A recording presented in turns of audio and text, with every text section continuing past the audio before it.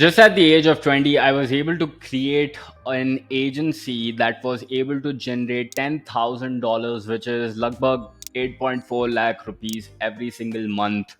And today in this video, I'll be showing you exactly how you can go about replicating that model and how you can consider doing drop servicing for yourself in order to get maximum yield for your business. Now, here's the thing: if you don't already know what exactly drop servicing is, it basically requires you to go figure out the challenges of a business owner. These could be various kind of things like some business owners might struggle with their videos not being edited correctly. They might struggle with not getting clients. They might struggling with copywriting issues. They might struggle with figuring out how to speak with confidence when they are on stage. There could be 10,000 different things that you could go about figuring out from by engaging with different kind of business owners and figuring out how you can deliver them the solution to all these challenges and basically charge money for the same.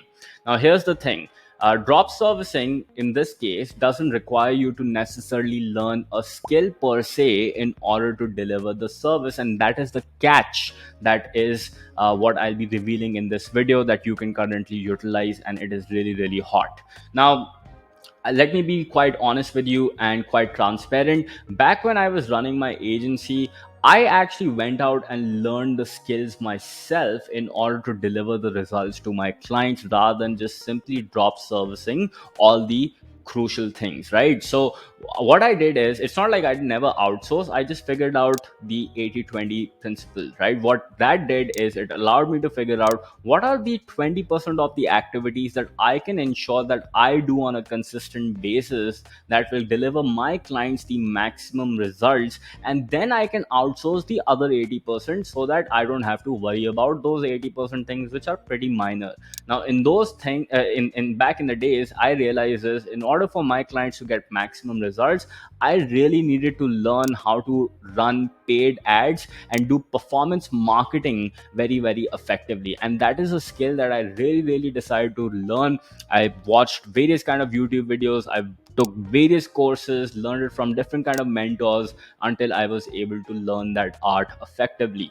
And what I did is, the other activities like things like graphic designing, maybe getting some images for the client, maybe they're designing the logo, or maybe writing some content here and there, that I was able to delegate by simply going to upwork.com or basically going to any fiverr.com website where there were people who were willing to do at a much more cheaper rate than what I was charging my clients, right? And now you can utilize something similar in order to develop arbitrage in the marketplace and basically make hell a lot of money. So this means figure out clients who do have a decent buying potential, but they can't go out and figure out and assemble this team on their own. What you can consider doing is basically build that team on their behalf, and essentially just take a huge profit cut for it and basically be the middleman connecting these individuals. But then it's not necessarily that the business owner needs to know that you have this team. You can still be the front face of the same while managing all the activities going on, right? So that being said, how do you go about doing the same, and how do you go about reaping maximum results? Now, let me begin by sharing with you one last quick story which will take this point home.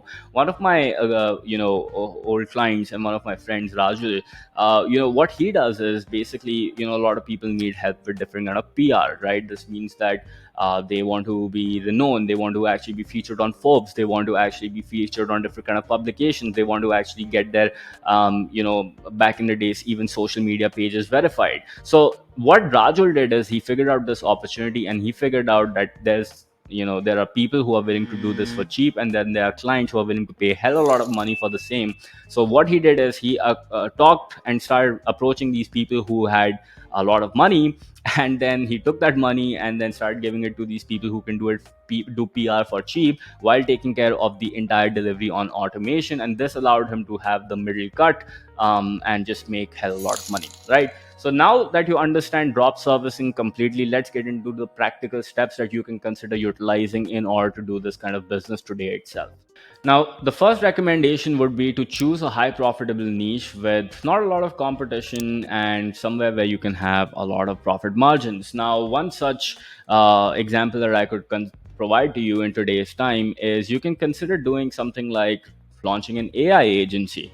Now, what do I mean by this? If you look at a business owner, right, a business owner has different kind of challenges out there. For example, they might struggle with their data analysis. They might figuring out with filtering the leads. They might figuring out need help with figuring out which candidate to select. So there are various kind of domains out there, but AI can actually solve these challenges provided you know how to actually do a little bit of fine tuning, provided some prompts, and you can make this happen.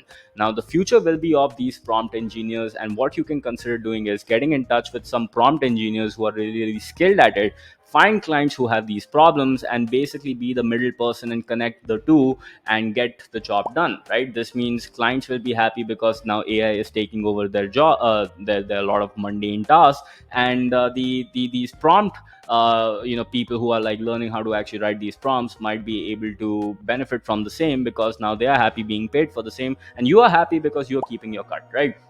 Now in future I might also recommend learning a few prompts yourself, so that you don't appear like a complete noob in front of these clients when talking. So step 2 is connect with talented freelancers who can provide services in your chosen niche. Now how do you go about finding these, let's say, the people who can write these prompts or whatnot? Well, you can consider going to websites like fiverr.com. You can consider going to websites like upwork.com, where there are people who are willing to do these tasks for a lot cheaper amount. There are a lot of Facebook communities out there as well, where a lot of these developers and freelancers might be available for work. And there's also a good friend of mine, Gaurav Gurbakshani, who actually runs this great portal as well, where he himself has like a list of multiple freelancers as well, which allows him to drop services solutions at scale, which is a radical idea that I think he's working on, right? So that being said, step 3, set up a professional website that showcases your expertise. Right now, I would highly recommend creating a basic website and adding your portfolio that these are the clients that I work with. Now don't go about creating something really, really fancy. This is a big mistake that a lot of startup entrepreneurs and drop services make, is that they would just go about spending ages trying to figure out, oh, this is the perfect logo, this is the perfect font, this is the it doesn't matter. Nobody cares right now. All they want is, can you deliver them the solution? Just show that on your website and you're good to go. Okay, if you really look at my initial website, which by the way you can consider doing, I'll be sharing with you a video which explains literally how. You will realize that it was so basic. Like I'm surprised how these people paid me so much money back then, right?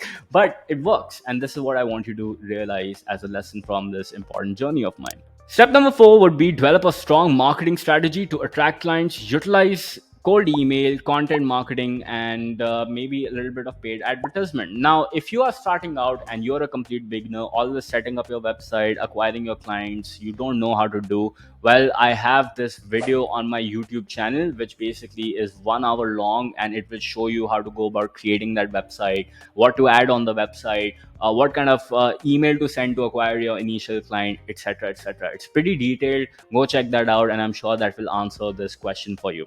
Step 5, what I would do is, once you have acquired this client successfully, go and create something like an Asana board, or maybe some sort of a project management software that you can consider utilizing. Notion is pretty popular these days, and what you can do is create a like a system where the client can actually view all the interactions happening between you as well as the client, as well as as the freelancers, right? Because the client wants to be up to date with the projects that are happening, and it's critical that you give them timely updates. So go and create an Asana board. You can create that in Kanban board, and what you can do is you can create individual tasks within it, set deadlines, create subtasks, and also make sure that your client and the freelancers are added on the same board.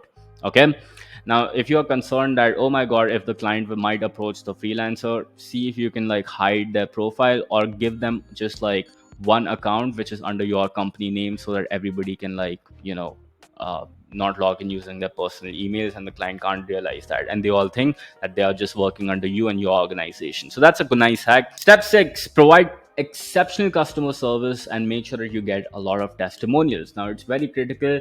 Just remember one thing: first impression is the last impression. If the client doesn't like what you did or whatever your freelancers did, and they might not renew again, right? So my suggestion to you would be, just go and make sure that you work with the best freelancers out there. Make sure that they are rated higher.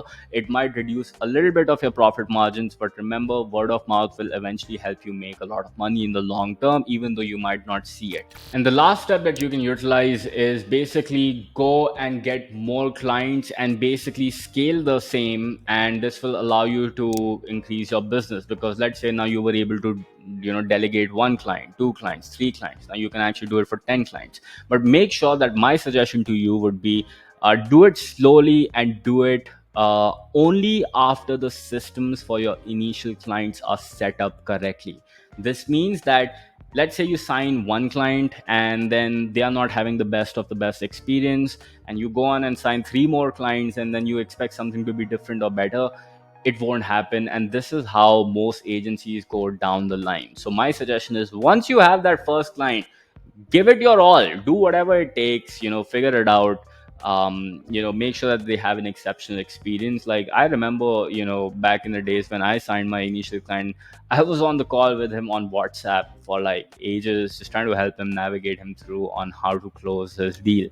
So that is something that you can also consider doing. Make sure that you give your level best, make sure your clients are happy, and if they will be happy, they will tell other people, and as a result, your service will grow.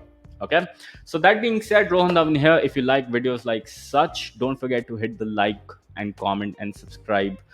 Well, comment is not a button, but don't forget to like this video, right? And make sure to subscribe, hit the bell notification icon, so that these videos are notified to you whenever I release them. And I'll see you in the next one. Bye bye.